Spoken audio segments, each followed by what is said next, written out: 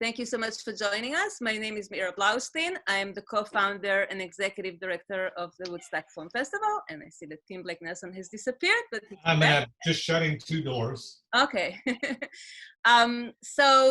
We, ever since we had to close our office, we started putting together programming online. And part of the programming is these live chats with filmmakers and actors and industry leaders, and we do that at least once a week, sometimes twice a week. So right now I have the pleasure of welcoming someone who has been to the Woodstock Film Festival a number of times. He's an incredible actor, writer, producer, and also a singer at times. Tim Blake Nelson, welcome you. So nice to see you. My pleasure to be here. So last time I saw you, it was in a city after I have watched Just Mercy, and then you did a talk with Don Lemon and Brian Stevenson and Rob Morgan. Correct, yes, thank you.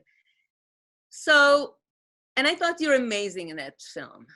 And so I thought I'll just, first of all, jump into that particular character and that role, if you don't mind, because for me, that role of yours is in some way the embodiment of your ability to transform yourself and really delve into a character that is so not like you as a person. So I wonder if you can talk a little bit about the process of, there was the character of Ralph Meyer, who was not a nice guy, but had an interesting arc actually in the film, but he was certainly not a good guy. He was the opposite of a good guy, and not an attractive guy either. So I wonder if you can talk a little bit about preparing for that kind of a role, then being in that role, and then how does it affect you once you have departed from that role, once the film is finished? Can you address that a little bit? Sure. There's a lot in your question. Yes. And I know you to be a very, very smart and wise person. Thank you. And so while I certainly don't at all blame you for saying he's not at all a nice guy, as an actor, anybody who tries to play roles in film or television or on stage, or anybody who tries to write roles, I mean, there has to be some degree of sympathy on the part of creating a role and playing a role. And so I never ever thought about him, or should have thought about him, just in terms of the playing of him, as not a nice guy. In fact, part of what you do as a performer is you do everything in your power to advocate for your character, no matter how seemingly nefarious or amoral. Mm-hmm. There has to be some degree of justification, because very few of us, certain exceptions, but I don't think Ralph Myers was one of those. Very few of us go through life thinking I'm a bad guy. We think I'm pursuing what I want and I'm justified. And so I guess that the first challenge in playing that role was to find what obtained in his past that would justify his actions. Uh-huh. And for those who've seen the movie, you'll know what I'm talking about, and I don't want to say more for those who might see the movie, because not because I'm in it, but it's a movie you should see. It's a wonderful film, and I wouldn't want to spoil it for you. But there's certainly a great deal in Ralph Myers' biography that justifies, at least in his mind, every action he takes. And the central betrayal in his life, at least in terms of the plot of the film, which is that he testifies against an innocent man, is compelled by some very, what I would call, nefarious behavior on the part of the judicial system to get him to bear false witness against a guy in a capital crime. And that's an animating feature of the movie, and it's certainly the reason that my character was in it. And so that's my long-winded response in terms of not seeing him as a bad guy. Okay. Then there was the physical transformation, because he's a disfigured guy, physically disfigured. He's also uneducated,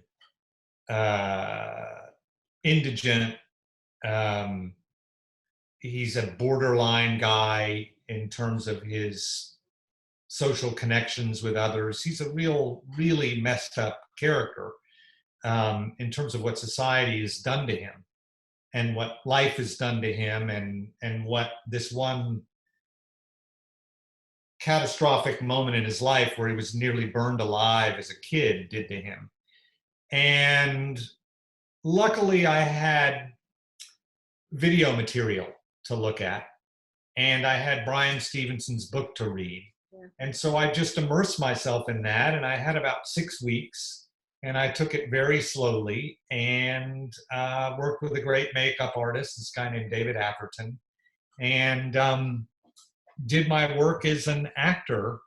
And that work is why I do what I do. I like to try to play the most outlandish and challenging characters in really great material that I can. And so it was a wonderful process. And then in terms of the final part of your question, how did it impact me afterwards? The way that I hope any role does, which is it made me a more sensitive person and a more knowledgeable person for having delved into this guy's life. And I'm very lucky to be in a field in which I can do that. And I think everybody, I don't think that only occurs in artistic fields. I think that you can find that whether you're a banker, my God, certainly these days as a doctor, a lawyer, a refuse collector. I mean, yeah. I'm not elevating the arts above anything else, I guess is what I'm saying. That just happens to be the field in which I can do that. Yeah, it seems that with acting as well as lawyering and a lot of fields where you take on project after project after project, and each one is very different from the other, and each one may be very impactful in terms of your immersement and into the project, and how you make, and the kind of effect that you have on somebody else is something that can change you or can affect you, hopefully in a good way, such as perhaps with this film and other films that you have, I assume, worked on. I see some people are asking questions about your work with the Coen Brothers. You've done a few. There's somebody who's, Tivoli Silas is asking, what do you appreciate most about working with the Coen Brothers, in particular the way they direct actors? I mean, is it different working with them than with others? Can you somehow focus on that in particular? Yeah, because I think in part because Joel is married to an actress, and in part because Ethan is just such a wonderful guy, and so is Joel. They're both wonderful guys. But they rejoice in what actors can bring to their material, which is kind of silly because their material is so good. All the rejoicing really should be on the part of the actors getting to say their words and play their characters. Joel and Ethan put actors in incredible predicaments. Mm-hmm. Most of their movies are really about people who are always one step behind actions that they're trying to control. If you really go through all of their movies, it's very Old Testament. Every character is a kind of Job. In a certain respect, they're just sustaining blow after blow after blow in their vain efforts to try and outmaneuver some sort of a system or reality. Mm-hmm. And that's very exciting to play as an actor. That all said, they don't give a huge amount of direction because they're such good writers that the writing does that very much on its own. And so you're always just writing the words. And mostly what they have to offer is by way of modulation. Uh-huh. Really, it's more, less, faster, louder. They don't put it that way ever. They're far more sensitive than that, which is, a credit to them and also to Fran, Joel's wife. They really do know what to say and what not to say to an actor. But so much of the work in terms of directing their performers has been done with the economy of language, in terms of what you have to say, which is also really funny to point out because many of their characters are incredibly prolix. We talk a lot. Buster Scruggs, he just doesn't shut up. And yet I think even with him, there's an economy of language. I remember one moment, which was a great moment of direction from Ethan. In the opening monologue for Buster Scruggs, which is the first scene I shot, where I'm introducing myself. And I have this list of polysyllabic words describing the names I've been given. And I think I say, I don't know what, I can't remember exactly. It was a few roles ago, but talking about my name is the various names I've been given, pejorative names like and I say the sobriquets, I don't know what the other names, sobriquets, titles. If you can YouTube it, the opening monologue, a bunch of synonyms for name. And I thought, well, okay, in my training as an actor, I've always learned that it's more interesting to watch somebody come up with the goods in the moment. And so I thought, well, I'll find these names in the moment and maybe take a moment to discover each one. And so I put tiny pauses between each just to find the new word. And Ethan, they cut, and Ethan came up and said, yeah, this guy doesn't really have to think to find words. They're just there. Okay. And I thought, well, okay, what a great piece of direction. That's really excellent observation. That's very crystallizes, I guess, their ability to direct. Talk about directing. I know that you're not only an actor, but you're also a writer and a director. Well, I'll talk about them directing, which I think probably will interest people more than. Well, I have a question from one of our attendees, Sabine Hoffman, who's an editor. You know her. Oh, yeah. Hi, Sabine. So Sabine Hoffman is one of the great editors editing today, and also an incredibly wonderful person who gives in film as an editor, but also to young filmmakers as well. Wonderful person. Indeed. So Sabine is asking, she's saying, first of all, as you know, I'm a huge fan. And she said also of your directing work. So, and she wants you, she's asking what inspires you and how do you pursue it, which I know is a very open-ended kind of a wide question, but I think the gist of it is, you know, what prompts you to direct a particular film, what pulls you into it, and how, and if you can talk a little bit about, because you have directed, I think 6 or so films. Yeah. If you can talk a little bit about that. Well, usually I write them. There's one I directed that I didn't write. It was written by a guy named Brad Kaya, a wonderful script that he wrote called O. But the other 5 I wrote.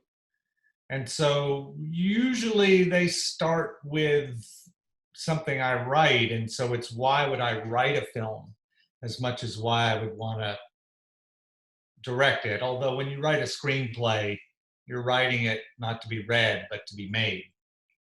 I'm really not sure. The answer each time has been different. I guess the way that I would answer most directly Sabine's question, and I imagine this is why she edits, is if you can't do without it. I feel like it's something that I really have to make because there's an enormous amount of work that goes into directing. And if you're going to do that, the baseline is that it better be worth 2 years of your precious life. And so each film has really had a different raison d'etre in that regard. You know, I guess I always though need to feel like they're going to engage an audience in a movie theater. And I really mean every word that I just said, because I believe movies are made to be seen in movie theaters. And so I have to feel like, in addition to something being important to me, there's a compelling reason, and it could be something as simple as to laugh for 2 hours. Although I've made one comedy, kind of a comedy, Leaves of Grass, and the other films have been pretty serious. But it could be to laugh. You know, there could be any number of reasons, but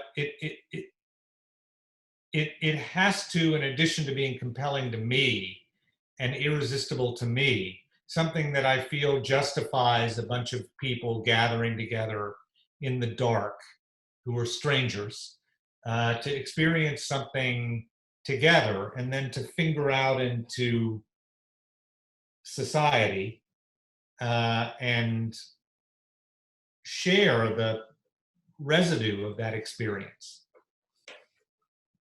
Thank you. I have a question here that addresses both you as a writer and as an actor. And it's from Dale Adams. And she asked, as a writer, how much input do you, in parentheses, can you have as you're going through a scene? And she's thinking in particular of your work in the movie Watchmen. I'm not sure why she's specifically. That's a perfectly good question. Okay, right. So there are all sorts of levels to that question. And so I'm gonna start with the one that was, I'll start with just the simple, okay, so I write, and therefore as an actor, if I think a scene doesn't work, do I have input into into changing that scene? And my answer to that is that usually doing so gets in the way of the acting. Mm-hmm. I had a teacher in drama school who said to me, every part you play is Hamlet, and it's written by Shakespeare. Hmm.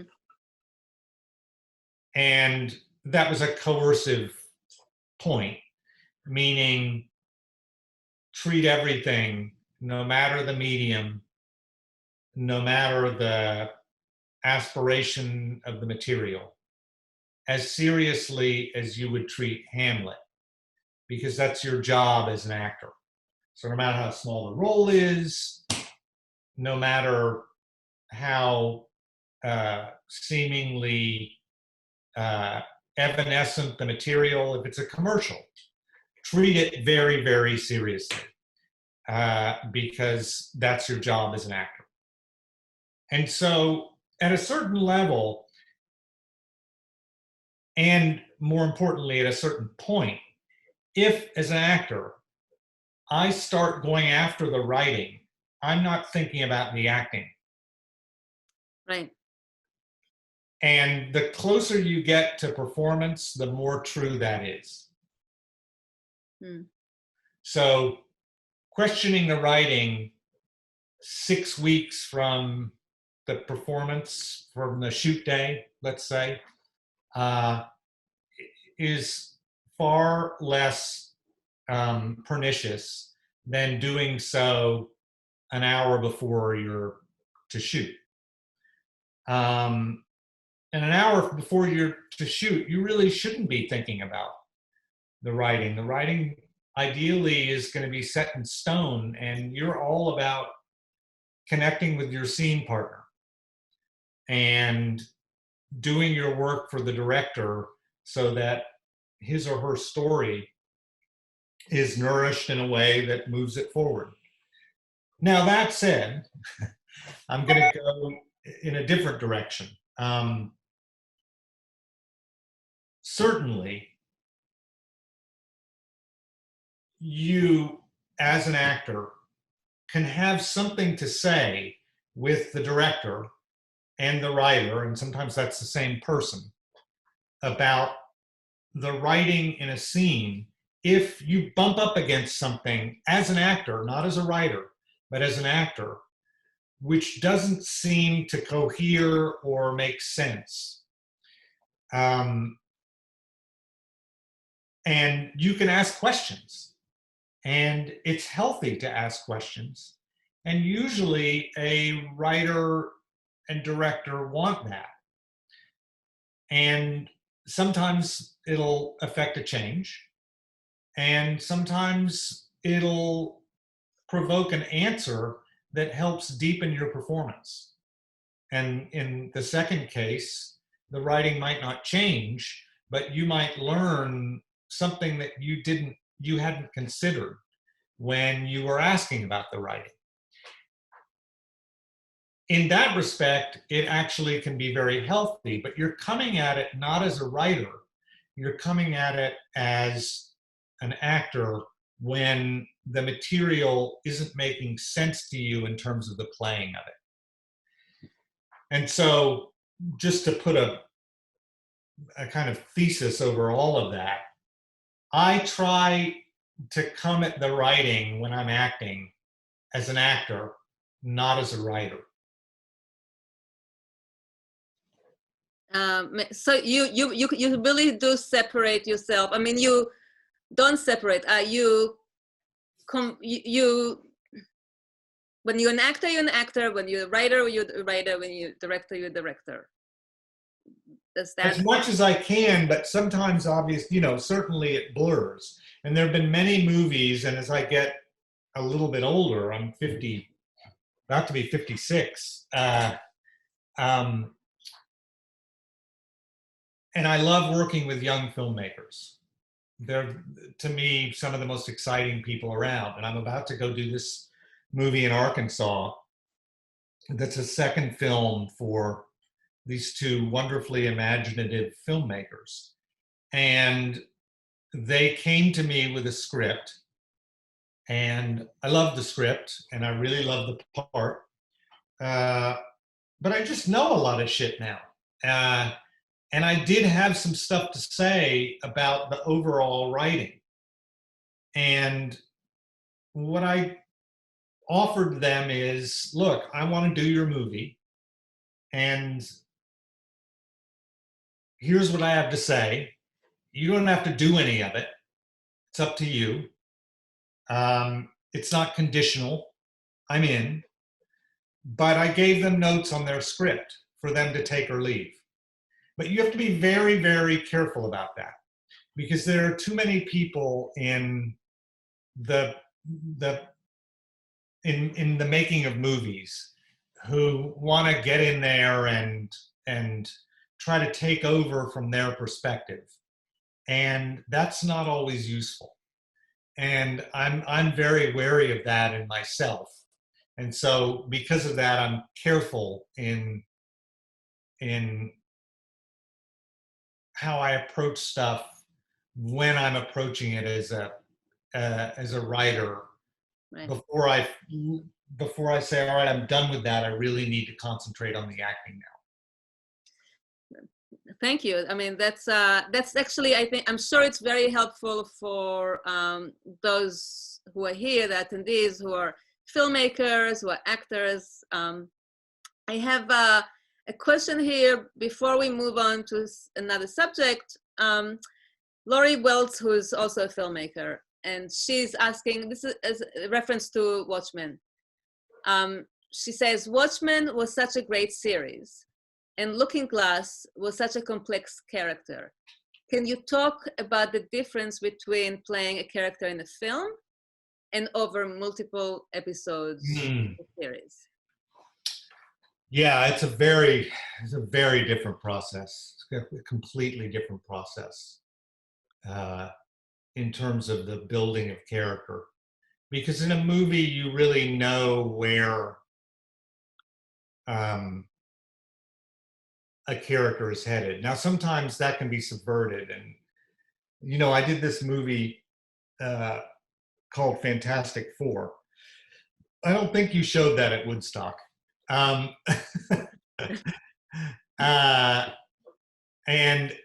in the movie, pardon me? We showed others. We showed The Gray Zone, remember? Yes, I know. But I know you don't show many Marvel movies there. No, not many. Yeah. I think your audience would run for the exit. That's not what they signed up for. But I'm sure they love Marvel movies. Yeah, totally. Yeah. And funnily enough, in that movie, I was playing a character in the script who was set up to be the villain in the next two movies. And he was going to be Mole Man. And so he was given a name, and I signed a three movie deal. And so Mole Man is, he's a mole. He lives underground. And so I thought, well, wouldn't it be neat if I did something in the initial character, the human character, before he's transformed into Mole Man, because he gets irradiated and that turns him into Mole Man. And this was in the original script. I said, wouldn't it be interesting if I gave him some sort of oral fixation? So he's a chewer, because he's going to be this mole, tunneling with his hands in his mouth. And so I built this character around being a mole. And I chewed gum in the movie in a lot of scenes. And then when they decided that Fantastic Four wasn't going to go on and be a series or have sequels, they changed the character's name and they killed him. He unambiguously dies, as opposed to what was in the script, which was he doesn't die, he's irradiated and you don't know what happens. And so then I went and saw the movie, and I felt terrible because I did all this stuff with the chewing gum and And because the character died in the end, there was really no justification for it. It just felt like a bad acting choice. And it broke my heart. But usually in movies, that doesn't happen. You know, the beginning, middle, and end, your character's arc, who he or she is. In television, it doesn't work that way. Right. And particularly with Damon Lindelof, who's an incredible has an incredible creative mind. And just to work with him is an absolute honor. It was an honor. I mean, he's just, it's like getting to work with the Coen Brothers, getting to work with Damon. But the way Damon works is he doesn't necessarily know where your character is headed. And what he does know, he doesn't tell you until you need to know it. And so the major difference between working on television and working in film is that you don't know your destination. In a sense, it's a lot more like what life is. I don't know what's going to happen tomorrow. Maybe there's going to be a virus that puts us all in our homes, and we'll have to, instead of my going up to Woodstock to meet all of you in person, I'm Zooming with you. And that's what television is. It assails you with the unexpected and unpredictable. And that's a very interesting way in which to work. All the stuff I don't like about television, which is just the bad quality of production and photography and wardrobe and lighting and scripts because of the time pressures, just really doesn't happen on HBO because they treat their shows like independent movies. And so none of that was there. I just got, we got all the exciting stuff. And that, coupled with the incredible mind of Damon Lindelof, made that a really great experience. Thank you. I have, believe it or not, there are a number of questions about your writing. So I'm going to see if I can combine a couple of them. So Jill Lehman is asking, what do you find are the greatest challenges while you are going through the writing process? Does your process change with each script? And I want to add to that, Theodore Karamanolis, and I hope, please, Theodore, excuse me if I butchered your last name. He's asking, can you talk about the challenges of adapting a classic Shakespearean play into a contemporary drama, as you did with the film O? So if you're able to, I mean, I'm sure you are, combine those two questions, challenges from one to another, and particularly the adaptation of something that is... Well, I'll go backwards. I didn't do the original script for O. That was a guy named Brad Kaya. Now, I worked with him on the script for a year, but the concept of it was his. I would never dare take credit for that. That was a great idea on Brad's part. And what interested me in that was that there'd been all these Shakespeare adaptations in high school, and I was done with them. In fact, I was done with them when I saw the first one, because I thought, do we really need to bring Shakespeare down? Which was a mistake on my part. That I'm not saying I was right. But when I read O, all these high school shootings had occurred, and I thought, well, conceptually, this is really provocative, because the most appropriate way right now to transpose this tragedy is actually, because of what's going on in America, if you're going to do it in America, is to put it in a high school. And just conceptually, before you even walk into the movie theater, that's rhetorical and provocative. And I was drawn to that. And I thought that the script, although Brad and I worked on it for a year. Already when I got it, it was really compelling and interesting. So I really credit Brad Kaya for that. Now I've done other adaptations. I wrote a play about Socrates, which was done at the Public last year. And I used some classical source material from Plato, from the dialogues, and Xenophon, and the historical record as well, what there is of it. And that's its own particular challenge in which you have to balance verisimilitude or accuracy with relevance today. And I think that's really, when you're adapting classical material, your challenge and your responsibility is to ask yourself, why and how is this relevant today?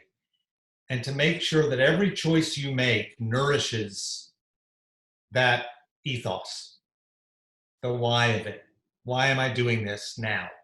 Why does somebody need to see Richard III right now? Oh, well, I'm going to make Richard like Trump or Mike Pence. Okay, so if I'm going to do that, then every choice I make has to feed into that template. It doesn't need to be direct or obvious all the time, but it always needs to feed into it. And that's really what adapting classical source material to me is all about. Then to the writing process, again, I'll say my age once more. I'm 56. I've been writing pretty much every day since I was 22, 21 maybe. Really not a day has gone by, you know, maybe a few, but even when I'm acting in a film, I've got a journal there and I'm writing. And certainly when I'm not acting in a film or prepping for a role, I'm writing, not in a journal, but something I want to work with, which I want to work. But for most of that time, so let's say I've been doing it for over 30 years. Only about 10 years ago did I begin to become confident that I could keep doing it. So for the first 20 plus years, I would say maybe even 23, 24 years, I was always worried that I wouldn't have anything to say or anything to write. And I was always worried that what I just finished was the end of it. Because just the process of getting onto a computer every day, or originally the way I did it, which was longhand and then typing into a computer, was so mysterious to me and also so deeply unreliable that I just couldn't imagine keeping it up. Or if I could imagine keeping it up, I didn't imagine keeping it up in a way that was creditable. And during that period, I had a lot of evidence to argue against me.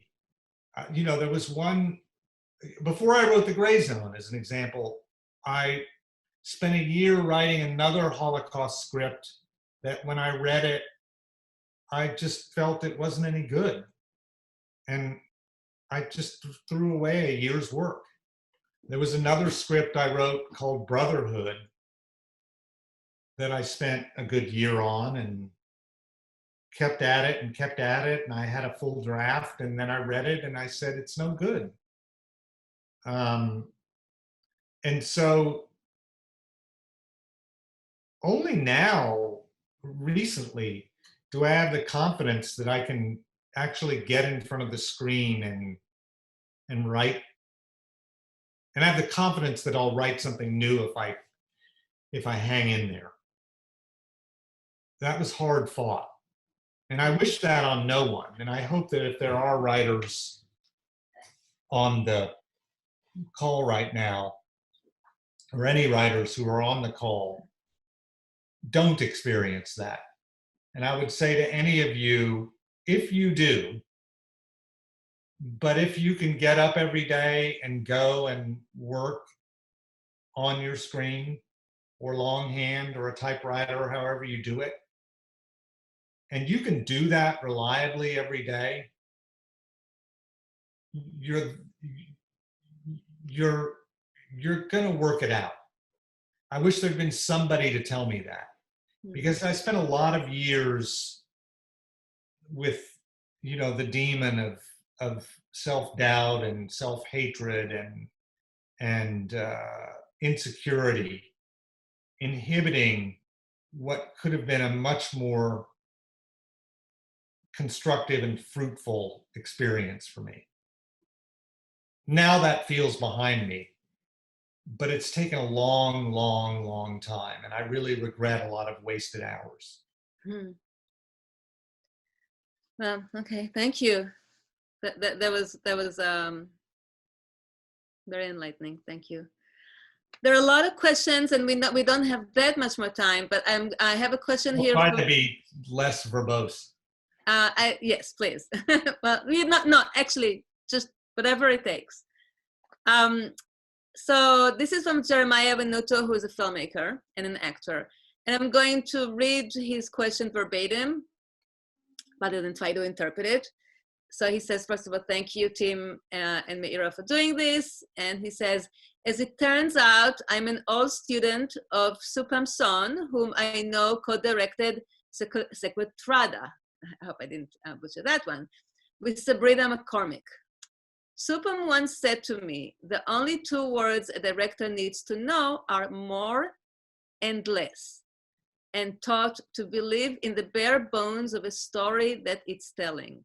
He was highly influential in my life, Jeremiah's life, and I'm wondering what you took away from working with him, and if your thoughts on the balance between the actors working organically versus director visionary. Well, yeah, Supam's great, and you're lucky to have studied with him. I love Supam. I'm sure I'm going to work with him again. I hope I will. He's also a wonderful DP. More or less, Supam said a lot more as a director than that. I would not be afraid of straying from the more and less dichotomy. I think there's a lot more to say to an actor. You can certainly say too much to an actor, and I think that's probably the point that Supam was making. I could go on and on about everything that I took from Supam and Sabrina. Every movie is its own fantastic adventure if you choose your projects right. On that one, I was with Supam and Sabrina with a skeleton crew in the Amazon in northern Brazil, acting with indigenous people who couldn't speak my language, and who weren't actors. And I just came out the other end of it a better, deeper person. And Supam gave me that. And his direction in that crucible, and there are a lot of very intense scenes in that movie, just deepened me and made me wiser. Now, I'm not it sounds like I'm doing this for selfish reasons, and I'm not. I'm not looking to deepen myself. That's not why I go and do movies. But when that happens, it makes those movies very special. And that was one such film. It's called Sequestrada, and I think you can stream it now. I'm not sure. I've seen that film, Tim. Yeah. So I have, there's a question here that is, I think refers to you as an actor, director, and writer. And it's from Catherine Elise. And she's asking, what practices have you developed to keep yourself grounded as you have navigated your career? So you can talk about as an actor. I would say probably more as an actor than anything else, but. Well, I've been lucky, incredibly lucky, that I've gotten to have a career. And that wasn't something I imagined when I was looking at myself in the mirror at age, 26, when I got out of drama school. I thought that a career would be quite unlikely for me. And so the unfortunate answer I suppose I'd give is that, I've been able to work. And even for the first 10 years, when I was just working in theater, very obscurely off Broadway, I was always working. And that helped. I think where people often lose their perspective is when they have no outlet. So that's been important. Now, that's not a very useful answer, because it's, the converse, the implication is, well, okay, so if you can't work, then you're just going to be unhinged and you won't be grounded. And that's not something I want to offer. I just want to say that has helped me, and it makes whatever groundedness I have maybe not so special, because it's helped to have been able to work. So I don't look at myself and say, wow, Tim, you've really held it together. You're grounded. What an amazing person you are. Frankly, it's helped that I've been able to work. Now, that said, there are plenty of people who work a lot, many of them a lot more than I do, who I can tell you are not grounded. What has helped me be grounded in the context of whatever success I've had? My children, my wife we're about to celebrate our 26th wedding anniversary. That the day in and day out of being a dad and keeping a marriage together, that, and being, still loving a person, the person you married, that's all pretty grounding, and that's great. And not always easy. And that's no knock on my wife. She's fantastic. But it's like anything. It's that you try to sustain over a long period. You've got to, have some. It can be a challenge at times. So that has very much been a help. And then finally, diversification. When I'm not acting, I can be writing, and that sure helps me not go crazy when I don't have an acting job. And on the other side of that, while I'm trying to get one of my movies set up, instead of going crazy because phone calls aren't being returned or people aren't reading my material quickly enough, I've been able to go off and do Watchmen while I'm waiting to get a film financed. And that has been incredibly helpful. And then I guess finally I should thank you for the implication in your question that I'm grounded at all. And I think I am. You are. I know you are. I'm going to wrap it up and bring it towards the end because we've been on now for almost an hour. So you are bearded. You have a lot of facial hair, and I know that you have it now because you're getting ready for another film. Now we are in the middle, or maybe towards the end, in the middle of a pandemic, and a lot of productions have shut down. I know you are going out of state to work on a film. Can you talk a little bit about where you're going, what the project is, and how it got off the ground? Maybe a little bit about the character that you're going to be playing, because I know there's just very few characters in the film.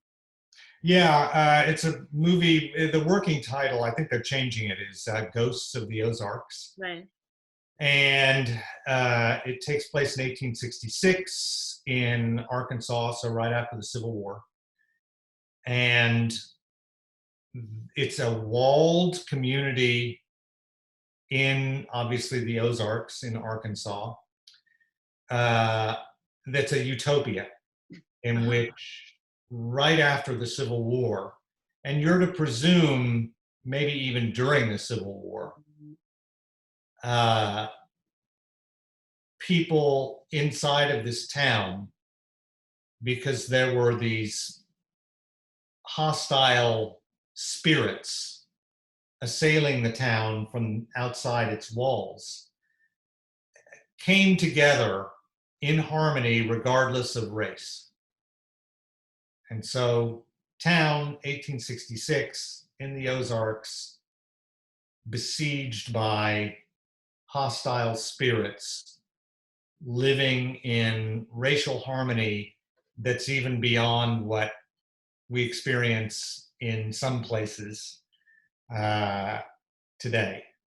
And it's an exploration of that and how that racial harmony is achieved and what it costs the denizens of this town. It's a really interesting, socially conscious, socially risky exploration of a movie.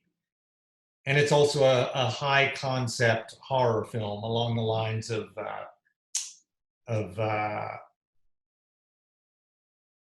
Midsommar or the Jordan Peele movie. Us? The first one, not Us, but the first one. Right. I mean, I know which one you. Yeah.